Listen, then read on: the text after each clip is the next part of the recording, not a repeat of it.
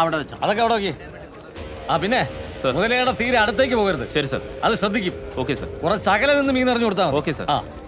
പിന്നെ നിങ്ങള് എന്ത് പ്രശ്നം ഉണ്ടായാലും റോപ്പിൽ നിന്ന് പിടിവിട്ടേക്കരുത് കേട്ടോ. Yes sir. Okay. Wireless set എടുത്തോ? എടുത്തു സർ. മുതല എന്ത് ചെയ്യുന്നു എന്ന് ശ്രദ്ധിച്ച് അപ്പപ്പ തന്നെ പറഞ്ഞുകൊണ്ടിരിക്കണം. Okay sir. എന്നാ ശരി, മൂവ്.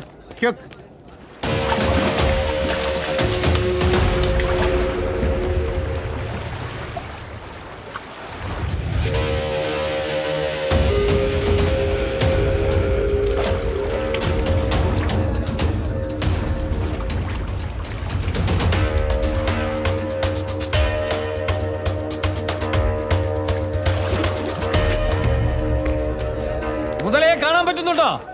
സാർ ഞാൻ മുതലയെ കാണുന്നുണ്ട് സാർ.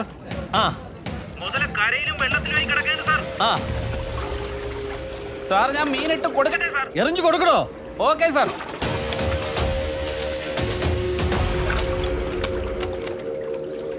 സാർ മുതല മീൻ തിന്നുന്നില്ല. തിന്നുന്നില്ലേ? എന്നാ പിന്നെ കുറച്ച് ജിലേബി വാങ്ങിച്ചിട്ട് കൊടുക്കണോ? എടോ മുതല കാണുന്ന രീതിയിൽ മീൻ ഇട്ട് കൊടുക്കണോ? സാർ ഞാൻ വീണ്ടും മീനിടുകയാണ്.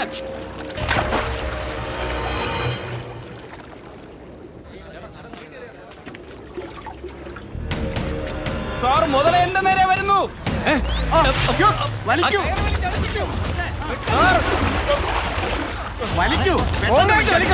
സാർ രക്ഷിക്കൂ സാർ.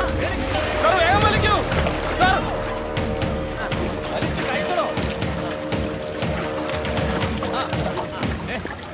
മുതല പിന്നെ അങ്ങോട്ട് പോയി. വല്ല നടക്കോ?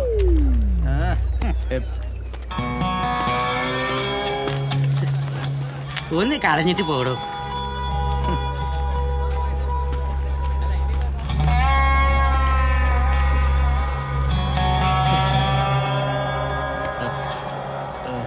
ഇനി എന്ത് ചെയ്യുമെന്നറിയാതെ ഇരുട്ടിൽ തപ്പുകയാണ് അധികാരികൾ. എസ്.ഐ. വിശ്വംഭരന്റെ പ്ലാനിംഗ് അതിദയനീയമായി പരാജയപ്പെട്ടതിനെ തുടർന്നാണ് ഇത്തരമൊരവസ്ഥ സംജാതമായിരിക്കുന്നത്. പ്ലാനിങ്ങിന്റെ പരാജയം തമ്മിൽ പഴിച്ച് പരസ്പരം കൈകഴുകുകയാണ് ഉത്തരവാദിത്തപ്പെട്ടവർ. ഹലോ ഹലോ, താൻ എന്തിനാടോ ഈ ചാനലുകാരെയൊക്കെ വിളിച്ചു വരുത്തിയത്? അത് പിന്നെ അല്ല, എന്താ സാർ അങ്ങനെ ചോദിച്ചത്? അവര് തന്നെ നല്ല പോലെ നാറ്റിക്കുന്നുണ്ട്. തീക്കൊള്ളി കൊണ്ടാ താൻ തലചോറിഞ്ഞത്. ഞാൻ ആ ഷൂട്ടർ അങ്ങോട്ട് അയച്ചിട്ടുണ്ട്. വെറുതെ ഇനിയും പോലീസിന്റെ മാനം കെടുത്താതെ. Okay sir.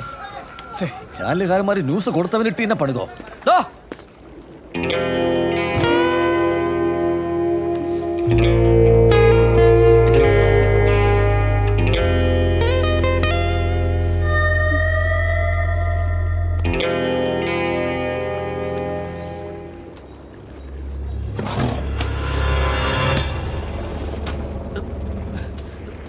പണ്ടാരം വീണ്ടും വന്നു. കവർ ഇറങ്ങിയെടുക്കാൻ പറ്റിയ ചാൻസ് ആയിരുന്നു. എന്നാ പിന്നെ ഇറങ്ങി എടുക്കായിരുന്നില്ലേ? അതിന് ഞാനറിഞ്ഞോ ഈ പണ്ടാരം വീണ്ടും വന്ന് കയറുന്നു. അവന്മാരിതിനെ പിടിക്കുന്നല്ലേ ഞാൻ വിചാരിച്ചു. അവന്മാരിതിനെ ഒന്നുകൂടെ കൊണ്ടുവരുന്നെങ്കിൽ ആ കവർ ഇറങ്ങിയെടുക്കായിരുന്നു. നിന്റെ ഒരു കവർ മനുഷ്യനോട് ടെൻഷൻ അടിച്ചിരിക്കുമ്പോഴാ. സമയം ഒരുപാടായി. അച്ഛൻ എന്നെ തിരക്കി നടക്കുന്നുണ്ടോ?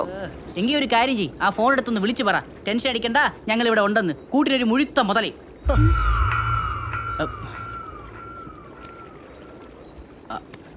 അല്ല, വേണമെങ്കിൽ ഒന്ന് ഫോൺ ചെയ്ത് പറയാവുന്നതാണ്. വേണ്ട, ഫോൺ ഓണാക്കിയാൽ ശരിയാവില്ല. ഇപ്പൊ വിളിച്ചാ ഒട്ടും ശരിയാവില്ല. അവിടെ എന്തായോ എന്തോ.